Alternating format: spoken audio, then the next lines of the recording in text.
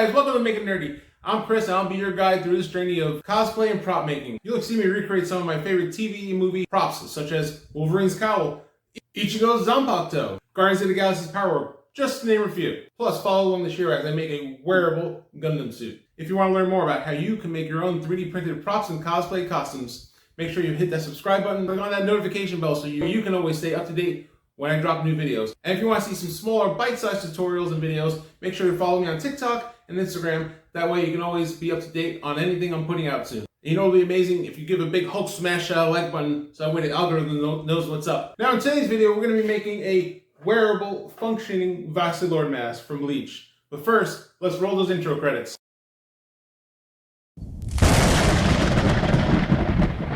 Alright guys, so first thing we're going to do is we're going to need to find a 3D file for this because this is 3D printed. And if you don't have a 3D printer, well, this video is not really much for you. You might want to come back for a different tutorial. But this mask, this hollow mask from Bleach is a 3D printed file, which I got over here on Cults. Search for Bleach hollow mask. Right here, you just copy this down and search for that.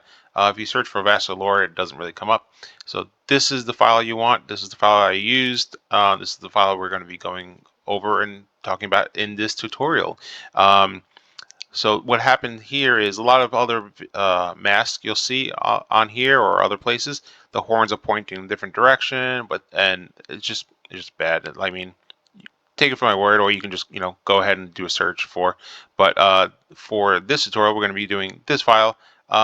It is a hefty price. I don't remember paying this much. I think they raised the price since I bought this. That being said, it is a hefty price. So if you want to use this, you have to cough up $46.63. But that's on you. So I don't remember what I paid. It's been a while since I purchase this, and this is what we're going to do. So download this, and then we have a few things we need to handle. Alright, so somewhere along the way I lost some footage on this tutorial, so we're going to do some post video on this this topic.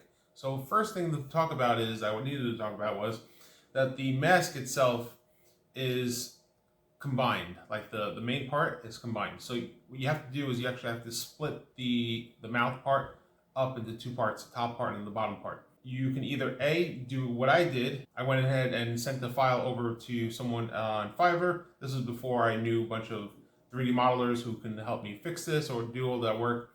So I sent the file over to someone on Fiverr and told him what I needed, and I had him add separate the jaw where I wanted it to do, and then add in the some magnet holes, which I'll talk about later on in the video, which I found that's in there. So there's some magnet holes, but I'll talk about that more later on in the video. You'll see that explanation there. So, or the other version is, if you know how to use a 3D program like Blender or Fusion 360 or one of the other many 3D modeling programs, go ahead and just cut out the jaw. So you're going to go from the jawline over here, and then all the way through the teeth, all the way straight through, and then chop that off, and then you'll have two files, the top and the bottom, and then you take those two files and drop those over into your slicing program. Alright, so some of you are going to ask about orientating these horns or all the parts. We'll break down the parts really quick. I'm not going to dive into my settings, that's a whole nother video, but I just want to show you really quick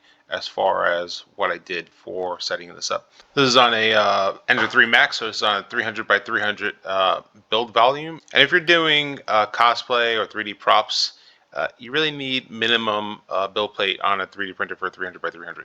If you're doing a Pro, anything something like that, like a 220, I think it is, you can do it, but it's going to take a while. It's going to have to break up a lot of things more often. But this is but my Ender 3 Maxes, I got 3 of them, and they are pretty much my workhorses. This is how I set these up. I'll show you also, I have a Neptune 3 Max, which is I think a 400, I believe, and those are orientated differently. Those are side by side, like this, but different way. I'll show you that. So what I did here is, because there's a real angle here, the only way you can set this up is doing this and then adding additional supports. If you're not familiar with adding supports, well, this is a project. you go over here and add manual supports to where you want. I kind of just did it a little bit over here, and then the printer pretty much takes it the whole way, the rest of the way there. Over here, the whole infill is 10%, but over here I went up, stepping it up a little bit, because if you do the preview, let me see if I can do a preview. Well, let me do a preview. I don't know. Maybe not. All right, it doesn't like me. All right, so anyway, so over here, when you review your slice, you're gonna see it doesn't print in, kind of prints in middle of nowhere. So you're gonna want to have to do is change these portions and nubs to have a step up from, I believe it's 25 up to 25%. So I think I went to 15 and then 25. It jumped from 15 to 25 to make that a little more stiffer, and that'll actually help later on with the rest of the project. And you'll see what I'm talking about later on down the road. All right, so that's, like I mentioned, this is on a bit bigger build plate here. This is my Neptune 3 Max. This is my Neptune 3 Max. This is a build plate of 420 by 420. And as you can see, I can print it side by side. I just had to give myself another option to print on in case my maxes were, the three maxes were taken up by other prints. So pretty much the same thing. I did supports down here, support here, and then blocked out those over here. I don't know what's going on with this. I just opened up a project, so not too worried about this. But make sure, obviously, if you're 3D printing, you'll know this is good, that's bad, and so on and so forth. So let's show you the mask real quick. All right, and here is the mask. This is, again, back on my Ender 3 Max. Side note, the mask itself is sized up to 105%. This actually fits my head, and my head is quite large. So if you don't have a melon like myself, you might probably have to do at least 100%, or if not less. If you do 100%, it could sit perfectly straight at a 90-degree angle, facing forward or facing backwards. But something bigger like that, 105%, it would have to do it on an angle. And you'll see over here, there's a lot of, I went through several times to block out a whole bunch of unneeded supports here. Obviously over here, so down here I added some additional supports that it needed, so otherwise it stopped failing. This went through a lot of iterations of getting this the right way. If you want to go ahead and pause the video and take a look at where these blocks are. Otherwise, you can go ahead and just drop all the supports in. There's some supports I left open here that sometimes I feel like it's needed, but so you can just leave them or not leave them, take them out, whatever you want to do.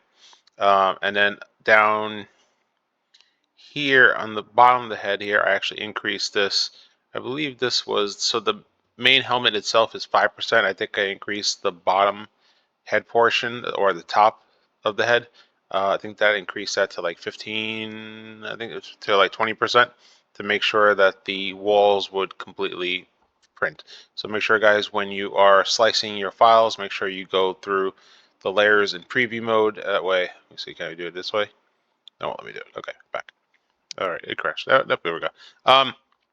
Make sure you guys go through your files all the time before you hit slice, because you may have an infill that is low and your print will fail if you don't have the right amount of infill. So make sure you guys go ahead and do that.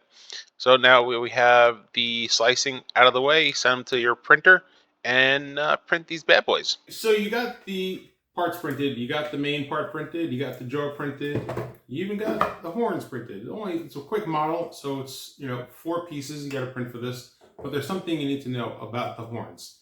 The modeler, when he modeled this, the tab here that goes into the main headpiece over here, it is a 1-to-1. What does that mean? That means that the modeler did not take into account the expansion or the real world elements of the material and everything. So when he sliced it, he didn't shrink this part down a bit to make sure it fits the tab. So there's an easy fix for that. So what you're gonna do is get a heat gun. Doesn't really matter what heat you can do. Put it on high. That's fine. Just want nice, even, consistent temperature around here, around the tab, and then slowly heat this up so where it's warm and malleable. Then you're gonna go ahead and squish.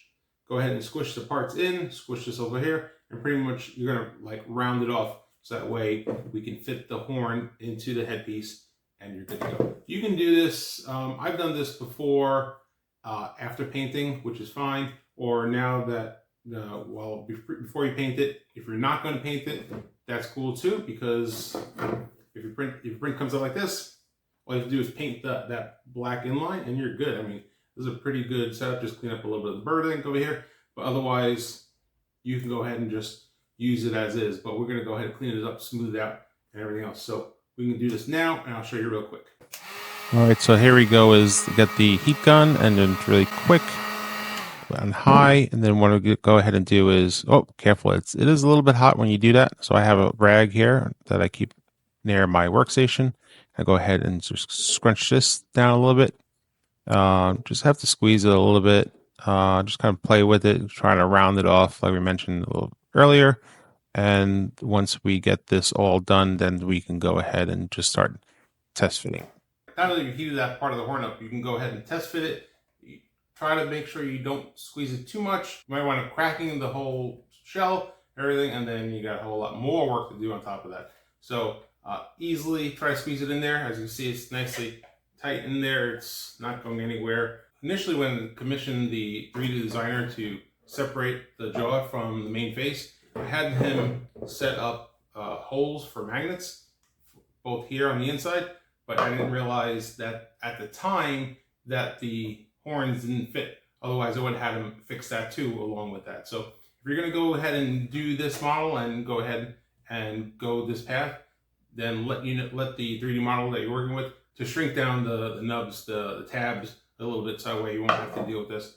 Otherwise, you know, you can just save on having them do that, and you can just, it's a quick 2-minute heat up and then shove them in there. All right, so that's the one part. Now we're gonna go outside and pretty much sand everything. We're gonna sand the top, how we sand and work all the props that we do, and start painting it. So let's get with that. All right, so now that you have all your parts printed out, there are a few things you're going to be needing for this project. A tube of glazing and spot putty, a filler primer of your choice, a bunch of varying degrees of sandpaper, masking tape to mask off all the lines that we're going to be painting, both white and black spray paint, along with a clear matte finish to give it a more bone look like. That bone look. And to round out the parts you're going to need is you're going to need a stretchy band for the jaw and the strap to hold it in the back, heavy duty strap for the jaw part, and some black flexible fabrics to cover the mouth and cheek parts. All right, guys, somehow I goofed and I lost some footage on the whole painting and bondoing process. But you guys, if you're doing this before or you're, tackled other projects like this, you know the deal, guys. Throw some bondo on, throw some the filler primer on there. So all the other materials that we've talked about earlier in the video, put that on there. Then you can do some sanding. So right now, I got a quick sanding video over here that I have it in portrait mode instead of landscape mode. So sorry about that also.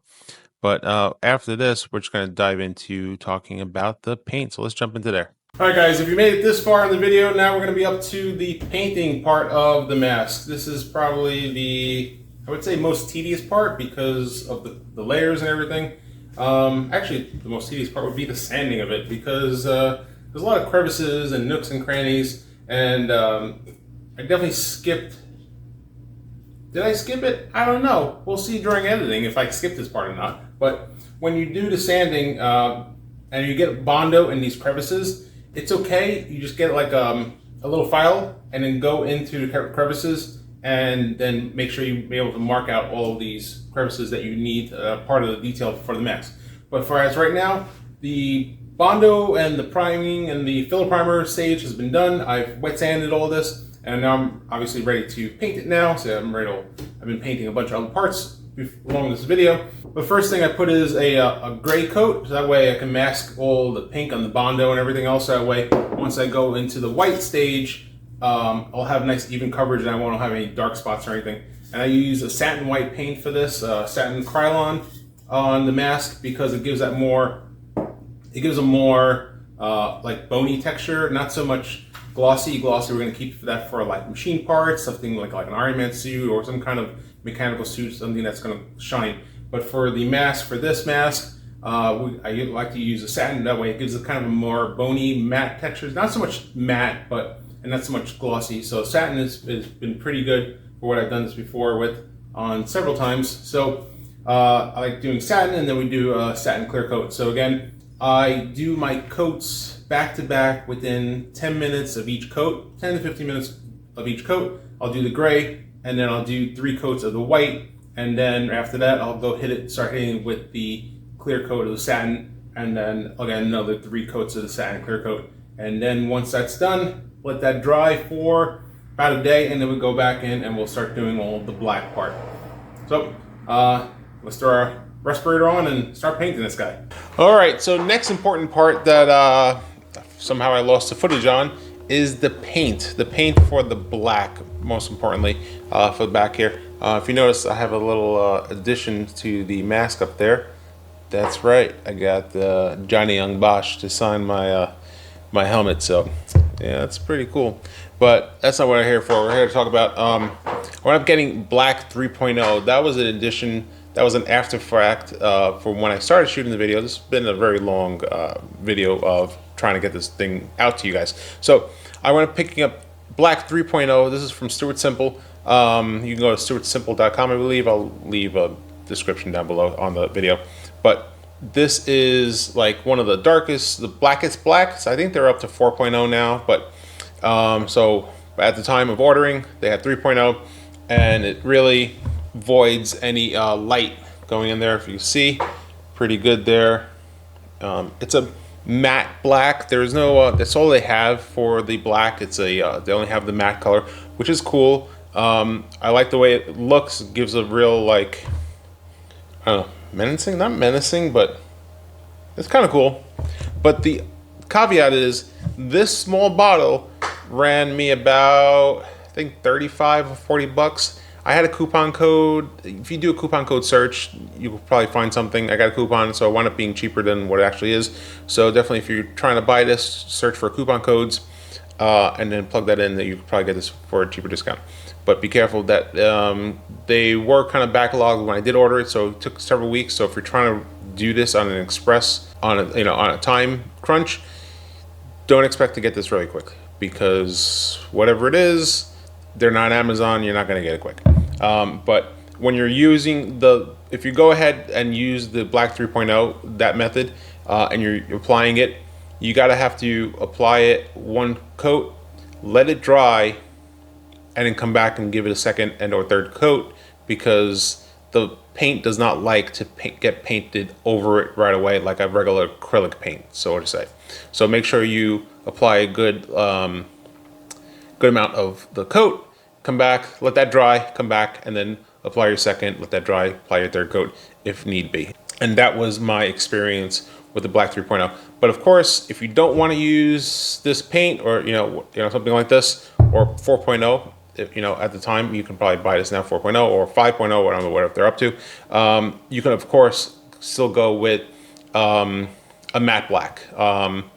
Again, I use a satin white for the white, and then I like the more matte look for the black there. So I went with a matte black on the black. My biggest take from doing these masks, I've done several of them for several people, is masking. Don't mask it, you're gonna have to get a paintbrush out and hand paint this. It's gonna be the easiest way, because having to mask all the teeth, mask all that, if you want to mask the horns, I would leave it at that. Don't go trying to mask the face itself, because it is just a very tedious, getting all the lines, getting all the grooves, getting those teeth and everything, especially the teeth here and getting the tape in there. It's a pain in the neck. So get a paintbrush out and paint it by hand. That's my best advice I can give to you guys. Well, that out of the way, we're going to tackle finishing the Vasto Lorde mask, and that entails with fixing the jaw to the main part and installing the LED lights, and then putting it on our head. With that being said, let's run through with what you're going to need to finish this helmet. All right, in order to finish the helmet, so now that you have the helmet and it's all painted and everything, there's a few things. You're going to need a piece of elastic. And then we're going to split this. What I did was I sewed this over here in the middle, and that way this is going to hold the top, and this will go all the way around. So you're going to need a piece of elastic for the back part to secure it to your head, and you're going to need a piece of paracord or parachute cord or book bag cord, or this flat cord. This is what we're going to use this to fasten to the jaw, and this is how you're going to be opening and closing the mouth.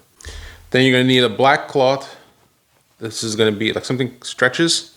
I'm careful when we mount it which way it does stretch, so because this is going to cover the jaw part over here.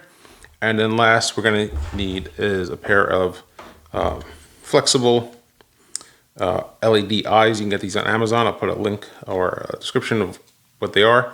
And these are red ones. And this will be for the eyes. And then what you're also going to need is a smaller piece of elastic, because this is going to be for the connecting part for the jaw. So you don't want something too big. That way it's going to overcompensate for the piece that's there. So make sure you have a smaller piece. I believe this is a 1/2 inch wide, and that's going to be to fasten the jaw together. And for gluing everything together, you can either, if you have it at your disposal, I use contact cement, some barge. This is super strong, so it's going to really fasten everything there. If you don't, you can always just opt for the old-fashioned glue gun. All right, so now we have all the materials. We have the materials in place what we want. The mask is here. We're going to take our paracord, and we'll take the jaw apart for a second. And the paracord is going to go on the inside here, and then just lace it under in here. Put that in there like that, and then that's how we're going to glue. And this will go underneath your jaw, and then this piece will go underneath your jaw. And when you open your mouth, it will open the jaw. So what you want to do is, before you go ahead and glue where you want it, you're going to go ahead and put this up to your mouth, and you're going to see where up here how much slack you need, or how much slack you want to take away to fit your jaw. And that way, because if it winds up being too loose, then when you open your jaw, it's never going to move. So you want to try to make this as close, as tight as possible, so that way when you open your jaw, the jaw will open. So what I'm using is barge cement. Make sure we take off enough excess off of here, not too much. A little goes a long way with barge. Make sure you are wearing a respirator with this, or in a ventilated area, because this stuff stinks a lot. And then we're going to close it up. We're going to let this dry. Once that dries and it feels a little tacky, then we can go back to that. So what you do is get a long piece of elastic that you would have. Don't worry about the middle part. We'll get to that in a second. Take the piece of elastic and then start from where your starting point is, and you're going to want to pull that elastic to about 3/4 of the way to the other side of your head over here. Not all the way, because you want this thing to be tighter on your head. If it's too loose, then, well, it's not going to sit right. So you're going to take this and you're going to pull it back to where it should be. And if that feels nice and tight, that's where you want it to be. So again, you want it about 3/4 of the way loose to the other side of your head, and then pull it to where it's supposed to be. And then if that feels nice and tight, that's going to be your point. Now, for the middle part, while it's loose, then you're going to find your middle point on that elastic, and then you're going to add that middle part. You can go ahead and glue it, or you can go ahead and stitch it. I happen to have a sewing machine, so I just stitched it, so for extra security. Either way works. Whatever works for you, whatever is available to you, go ahead and do that part. So now we're gonna go ahead, and at least I'm going to use my barge cement. Again, if you don't have barge, that's okay. Hot glue will work, will suffice for this project, and it should work fine. So we're gonna go ahead and put a little barge, but if you want some extra security in your life, if you have trust issues, I stick with barge. Okay, put that there, let that dry. Gonna find the midpoint of the helmet right here, and that's gonna be the midpoint of the elastic. So we're gonna go here, get a good amount in here, like for our back, so we have the right spacing. That's those parts there. Now that we have some time elapsed for this drying part, we're going to come back here. We're going to get the parrot piece here, and we're going to go and stick that right there on the jaw.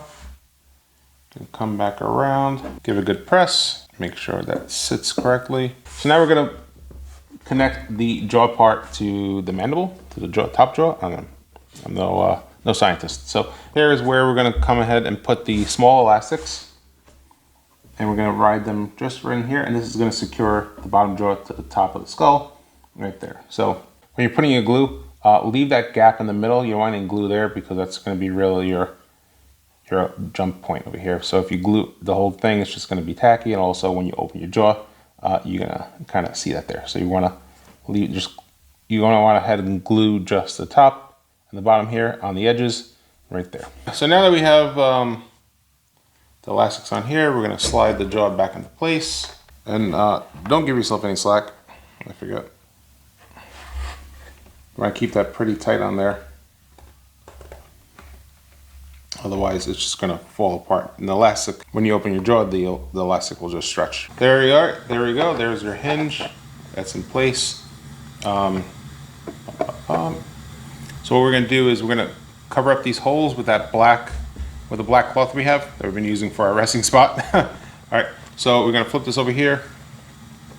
You can put this on something that doesn't damage it. All right. So I got this little piece of Velcro strip here. I'm just going to use this to secure it. Just keep it straight up. So what you kind of want to do is get the fabric so that way it sits all the way inside the jawline, inside the mouth, because when you open your mouth, you want to see nothing but black.